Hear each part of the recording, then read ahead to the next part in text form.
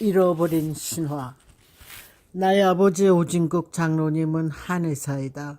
침을 잘 놓기로 소문이 나서 멀리 목포에서부터 서울까지 기차를 타고 몰려온 환자들이 살려달라고 매달리는 통에 좁은 한옥이 늘 사람들로 벅적거렸다.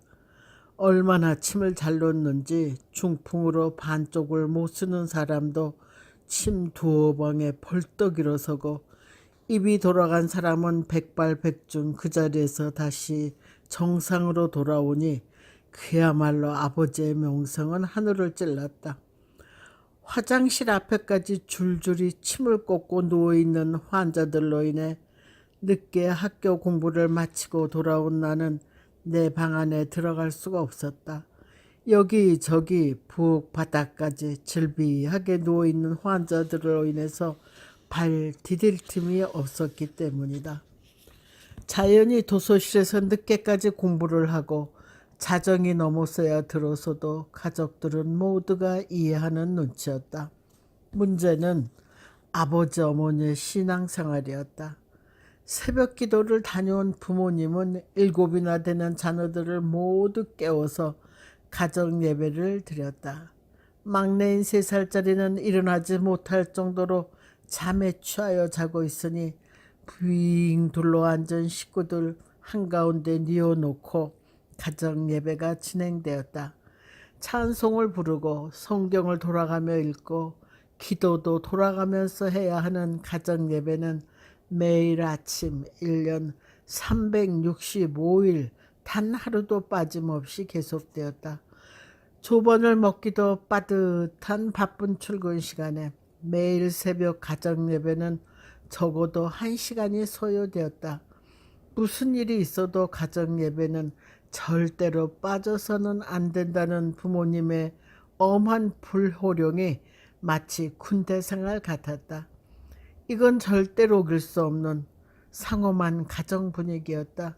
나는 어쩔 수 없이 반은 졸면서 불만이 가득한 마음을 눌러가면서 가정 예배에 참석했다. 지금도 시집을 가지 못했으니 부모 옆에 붙어 살면서 매일 아침 출근 전에 가정 예배는 꼭 참석하고 있다. 하지만 요령이 생겨서 몸만 참석하지 깊은 잠을 잔다. 겉으로는 눈을 뜨고 앉아있지만 속으로는 아주 고운한 잠을 자는 법을 터득한 셈이다. 내가 얼마나 머리가 좋은 여자인지 로봇처럼 작동을 켜면 뿌르르 부모님 앞에 나가 앉아서 1시간 황금 같은 아침 시간을 낭비하지 않고 수면을 취하는 비법을 터득했으니 가히 나 자신을 칭찬해 줄만 하다. 그런 자부심으로 매일 1시간씩 가정 예배에 참석하면서 몸의 피곤을 풀고 있는 나는 내심 굳게 다짐했다. 만에 하나 결혼하여 이 집을 떠나는 날이 오면 남편감으로 예수 믿는 사람을 절대로 택하지 않기로 결심한 것이다. 내 신랑감이 예수를 믿지 않는다면 세상이 두 쪽 나도 내 결혼을 허락할 부모님이 아닌 것을 알기 때문에 나는 일생 독신자로 살면서 이런 생활을 해야만 된다는 결론을 내리고 있는 터였다. 내 이야기를 진지한 자세로 다 듣고 난 김 교수는 그럴 수도 있겠다고 머리를 주걱거렸다. 너무 이해심이 많은 너그러운 그의 태도에 나는 속에 고인 부끄러운 것까지 다 토해내고 싶을 정도로 마음이 허물어졌다. 김 교수도 자신의 가정 배경을 털어놓았다. 나란 사람은 가난한 집에 태어나서 예수라는 말을 들어보지도 못하고 자란 사람입니다. 혼자 예수를 믿고 혼자 교회를 다니다가 지금은 온 가족이 저를 따라 교회에 나가는 터라 가정 예배라는 말을 들으니 너무너무 부럽습니다. 아이고, 그 지긋지긋한 분위기를 몰라서 그래요. 형식적으로 성경을 읽고 마음에도 없는 기도를 하고 찬송을 부르고 얼마나 지겨운지 아셔요? 몸소리 쳐져요. 그 자리를 벗어나려면 어서 결혼해서 떠나면 되겠네요. 김 교수는 빙긋 웃으면서 나를 다정한 시선으로 바라본다. 나는 공부를 잘해서 우리나라에서 손꼽히는 의대에 합격했고 잘난 남자들 틈에 홍일점이었다. 천재들만 득슬거리는 틈에 끼어앉아 저들을 누르고 앞서가려면 기를 쓰고 달려야만 하는 억센 여자가 되어 있었다. 발광하며 노력한 끝에 대학병원에 남아 박사학위까지 받았고 강의도 하는 알려진 산부인과 의사가 되었다. 더구나 아기를 낳지 못하는 불임 여성들을 기술적으로 잘 시술하여 시험관 아기를 잘 낳게 하는지라 1년 뒤에까지 환자들이 줄을 이어 기다리고 있는 잘 나가는 여의사이다. 나의 계획은 결혼은 집어치우고 40줄에 들어서면 아파트를 하나 사서 독립하겠다는 목표를 두고 있다. 장로인 아버지의 채무를 채워주기 위해 일주일에 딱 한 번 주일에만 교회에 나가주면 되는 자유로운 생활을 할 예정이다. 어려서부터 기독교 교육을 받았을 터이니 얼마나 좋아요. 전 그런 시기를 놓쳐서 늘 그런 사람을 부러워하고 있어요. 해서 이렇게 선을 보러 나왔죠. 장차 태어날 우리 아이들에게 내가 받지 못한 기독교 교육을 어려서부터 받게 할 마음이 간절하니까요. 아이쿠, 번지수를 잘못 찾았어요. 전 아니에요. 제가 만약 결혼한다면 절대로 아이들 교회에 보내지 않을 겁니다. 더구나 지겨운 가정 예배는 아예 입에 올리지도 않을 정도로 자유롭게 아이들을 기를 겁니다. 하지만 전 결혼하지 않기로 했으니 자녀 교육을 생각할 필요가 없어요. 저는요, 요즘 출애굽을 입고 있는데 그 뜨거운 사막에 40년간 살아가면서 낮에는 구름 기둥으로 밤에는 불 기둥으로 인도하시는 하나님의 손길에 감탄하고 있습니다. 김 교수는 마치 어린아이가 주일학교 반사 앞에서 출애굽을 읽고 자랑하는 천진난만한 얼굴로 나를 대했다. 그의 태도가 재미있어서 어려서부터 수없이 어머니 아버지 무릎에 앉아서 귀가 따갑게 듣던 성경 구절들을 줄줄 늘어놓았다. 이스라엘 자손은 생육하고 불어나 번성하고 심히 강대하여 온 땅에 가득하게 되었더라 하는 구절이 출애굽기 1장 7절에 나오죠. 아버지는 내가 아주 어려서부터 이 성경을 붙들고 예수를 잘 믿으면 이렇게 된다고 암기하도록 매를 들고 과자를 주고 야단했죠. 성경 전체에서 별것 아닌 구절인 하필 이걸 가지고 암송하라고 했으니 지금도 모를 일이죠.